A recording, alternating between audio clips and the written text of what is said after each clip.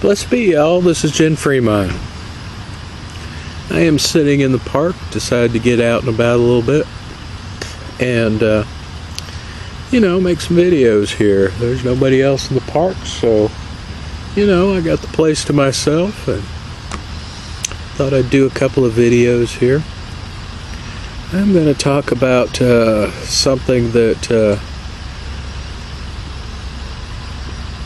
a lot of folks would just write off. A lot of folks would, probably quite a few people just turn this video off when they hear the words.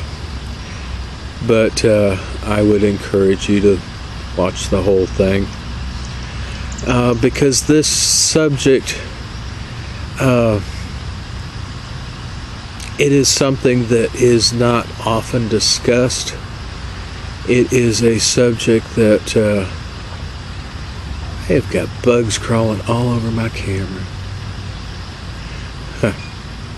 I hope they don't get in the camera. But anyway, I want to talk about secret societies today. And most people, they will say, oh, conspiracy theory. They have taken two words and put them together, conspiracy and theory. Which in some ways fits with a lot of things, and in a lot of ways it is something that is used to shut people down. It is used to write people off that talk about this subject. Something that I have found in my research, if you want to be famous, you go to Los Angeles. If you want to be rich, you go to New York. If you want to be powerful, you go to Washington, D.C. If you want to join a secret society, you go to Dallas, Texas. It is a hub for many, many secret societies. And, when I first moved there, I did not understand that. But as time went on, the more people I met and everything, it's you can't swing a dead cat without hitting somebody in a secret society. And a lot of people will say, well, who is that them that's always trying to do things? Well, there's a lot of them. There is, all of these societies will have their own agenda. These societies, their agendas often overlap with each other, so they will work with each other.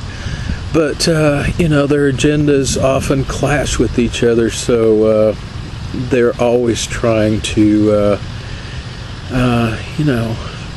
do things in their own interest, of course, that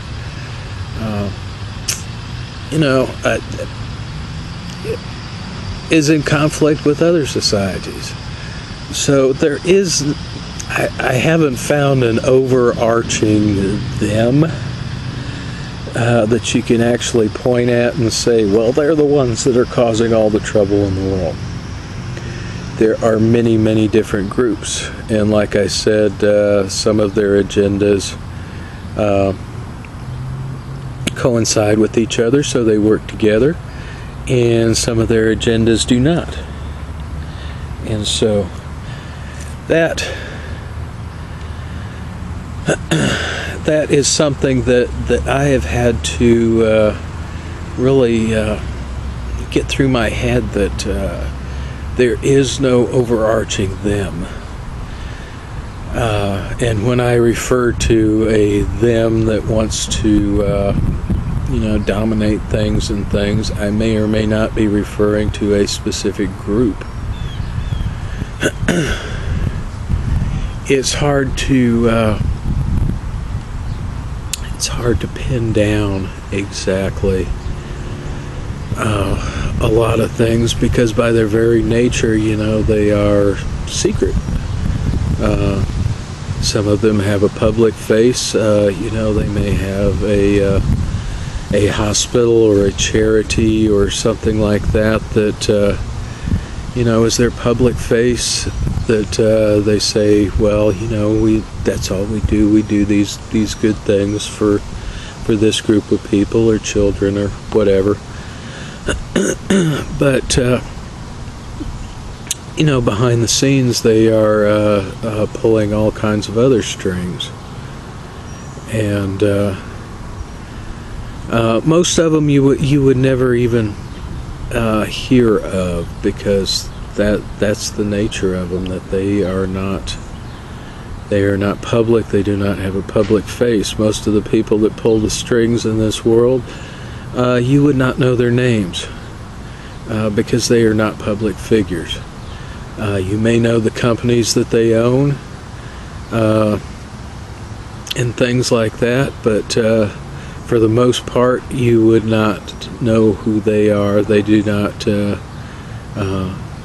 get on the news and talk about things. They have people that do that for them. There are people that they hire to be their front people to do a lot of things. A couple of months ago, I found a book called Dark Money, and it talks a lot about the libertarians and the right-wing billionaires that have financed a whole lot of stuff that is to their best interest. Most of it is to remove, business restrictions that they find inconvenient. It lowers their profits and stuff like that for their companies, and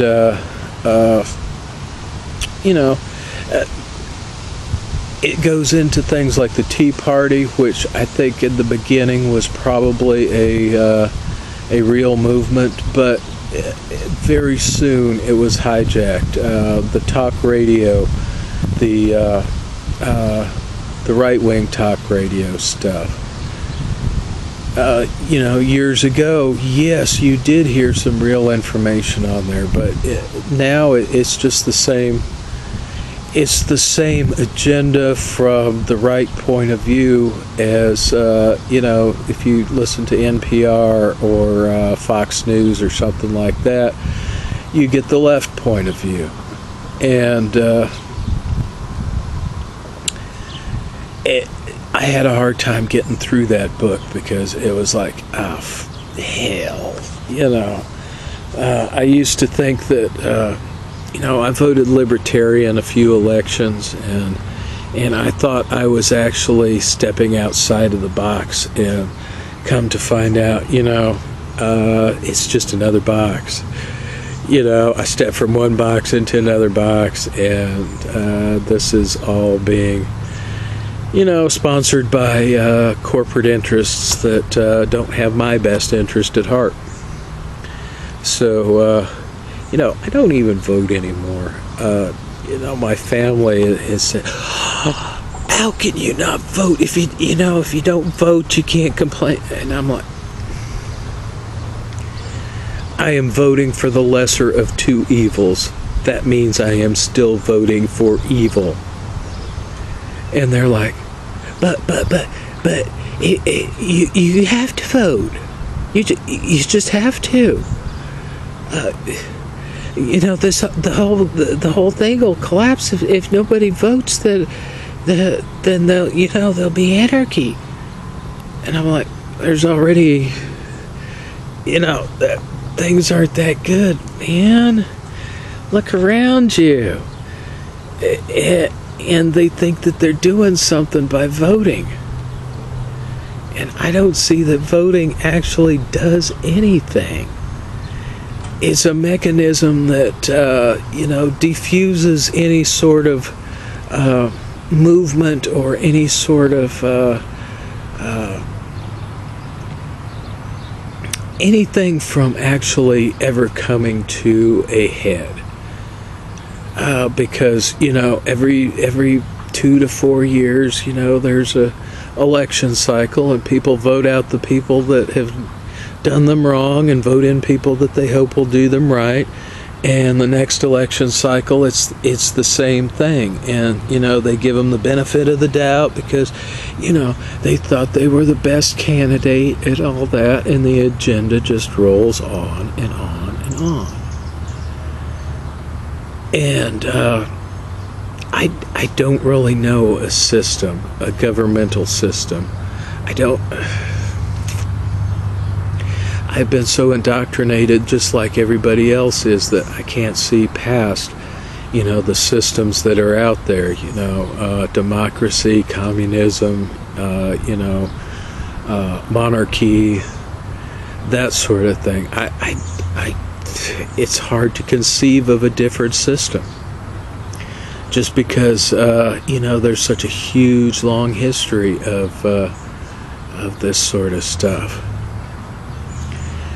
I've kind of gotten off the subject of secret societies and stuff, but this is the sort of stuff I think about, and I find it does free my thinking, because everything's a program. Everything that you have ever been taught in school has been carefully metered out to you, so that you will think in a certain way. And from the history books to the way they teach math to the way they teach English, everything is made to make you think in a certain way, and that programming gets updated. Each generation it gets updated. Every year it gets updated according to whatever the agenda is at the time. So all of these agendas, they're interlocked. But, there's thousands of different groups that are doing their thing, and part of a bigger whole, but also warring with other groups that don't feel the same way they do. So I guess I'm going to end the video here, and I hope you gain something from this. This is Jen Freemind. Blessed be y'all.